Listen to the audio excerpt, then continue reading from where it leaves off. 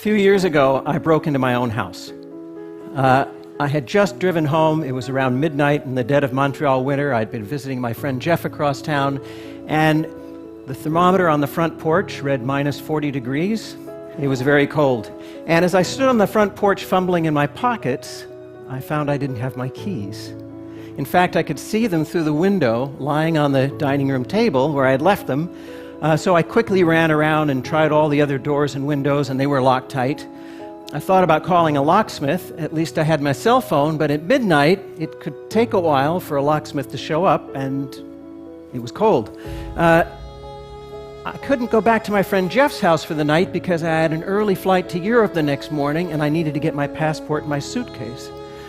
So, desperate and freezing cold, I found a large rock, and I broke through the basement window, cleared out the shards of glass. I crawled through. I found a piece of cardboard and taped it up over the whole opening, figuring that in the morning on the way to the airport I could call my contractor and ask him to fix it. This was going to be expensive, but probably no more expensive than a middle-of-the-night locksmith. So I figured under the circumstances I was coming out even. Now, I'm a neuroscientist by training, and I know a little bit about how the brain performs under stress. It releases cortisol, that raises your heart rate, it modulates adrenaline levels, and it clouds your thinking. So the next morning, when I woke up on too little sleep, worrying about the hole in the window and the mental note that I had to call my contractor and the freezing temperatures and the meetings I had upcoming in Europe, and with all the cortisol in my brain, my thinking was cloudy. It wasn't until I got to the airport check-in counter that I realized I didn't have my passport. So I raced home in the snow and ice, 40 minutes, got my passport, raced back to the airport. I made it just in time, but they had given away my seat to someone else, so I got stuck in the back of the plane next to the bathrooms in a seat that wouldn't recline on an 8-hour flight. Well, I had a lot of time to think during those 8 hours of no sleep, and I started wondering, are there things that I can do, systems that I can put into place that'll prevent bad things from happening? Or at least if bad things happen, will minimize the likelihood of it being a total catastrophe. So I started thinking about that, but my thoughts didn't crystallize until about a month later. So what I want to talk to you about today are some of the things we can do in the form of a pre-mortem. Some of them are obvious, some of them are not so obvious. I'll start with the obvious ones. Around the home, designate a place for things that are easily lost. Now, this sounds like common sense, and it is, but there's a lot of science to back this up based on the way our spatial memory works. There's a structure in the brain called the hippocampus that evolved over tens of thousands of years to keep track of the locations of important things.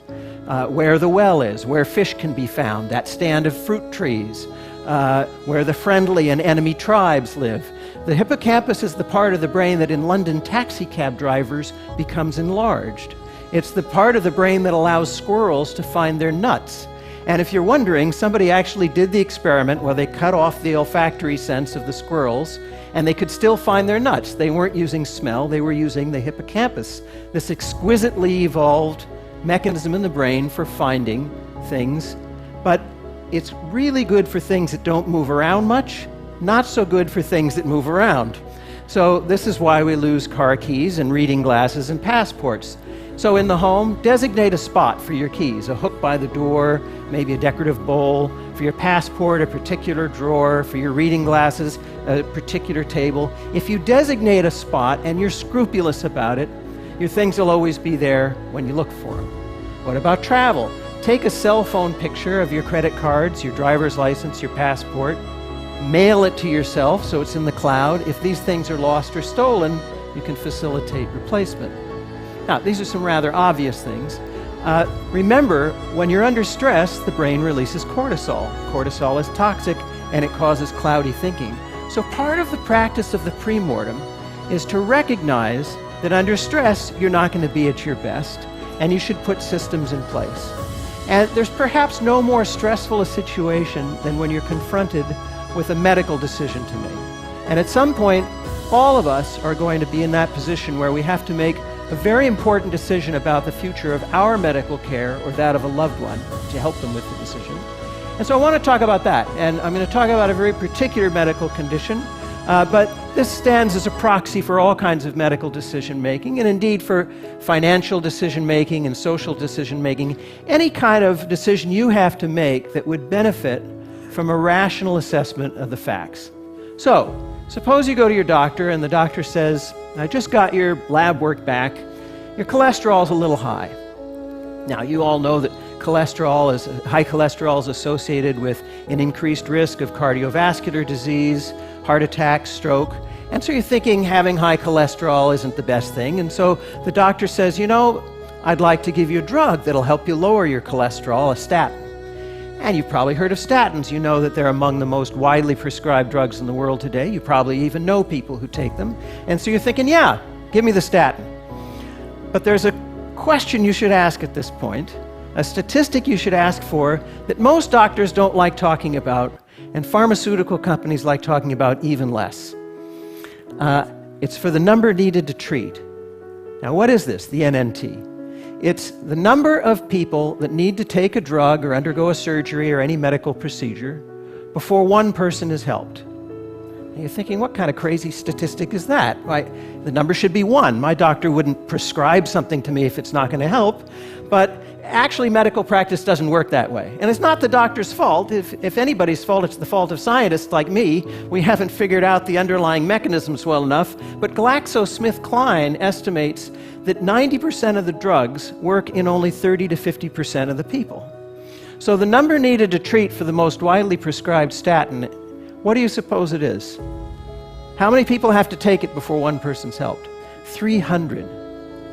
This is according to research by research practitioners Jerome Groopman and Pamela Hartzband, independently confirmed by Bloomberg.com. I ran through the numbers myself. 300 people have to take the drug for a year before one heart attack, stroke, or other adverse event is prevented.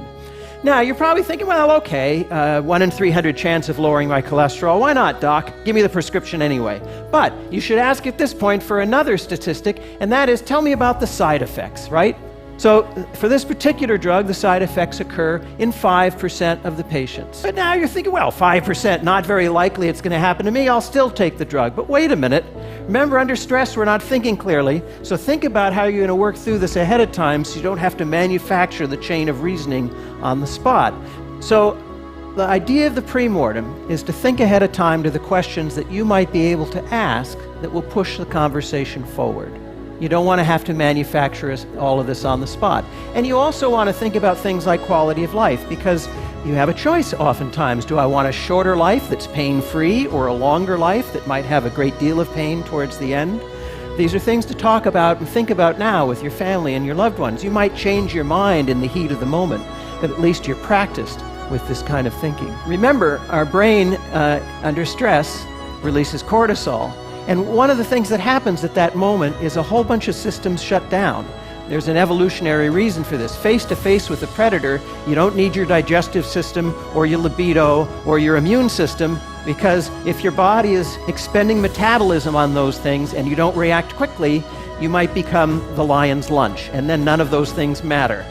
Unfortunately, one of the things that goes out the window during those times of stress is rational, logical thinking, as Danny Kahneman and his colleagues have shown.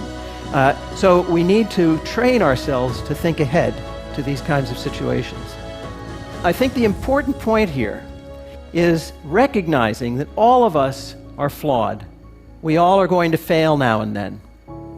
The idea is to think ahead to what those failures might be, to put systems in place that will help minimize the damage or to prevent the bad things from happening in the first place.